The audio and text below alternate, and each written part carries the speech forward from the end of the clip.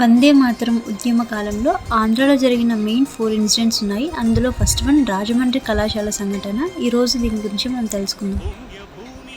రాజమండ్రిలో ప్రభుత్వ ఉపాధ్యాయ శిక్షణ కళాశాల ప్రిన్సిపల్ మార్క్ హంటర్.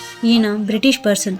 సో అక్కడున్న స్టూడెంట్స్ ప్రవర్తనపై కంప్లైంట్స్ ఉన్నాయి. అవి ఏంటంటే స్టూడెంట్స్ వందే మాతరం నినాదం చేయడం, బాలభారతి సమితిలో సభ్యులుగా చేరడం, వీధులలో సైకిళ్లపై తిరుగుతూ బ్రిటిషర్స్ కనిపించగానే వందే మాతరం అని నినాదం చేయడం, ఇలా చాలా కంప్లైంట్స్ వచ్చాయి. సో మార్క్ హంటర్ స్టూడెంట్స్ని సమావేశపరిచి ఎవ్వరూ వందే మాతరం నినాదం చేయకూడదని, బాలభారతి సమితిలో సభ్యులుగా చేరకూడదని, వందే మాతరం బ్యాడ్జీలు ధరించి కాలేజ్కి రాకూడదని చెప్పాడు.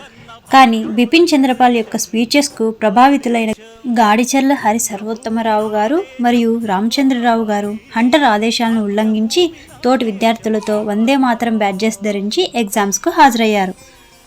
అలా చేసినందుకు వారిద్దరికీ పర్మనెంట్గా కాలేజ్ నుండి బహిష్కరించడమే కాకుండా ఎలాంటి గవర్నమెంట్ ఉద్యోగానికైనా అనర్హుడిగా ప్రకటించాడు.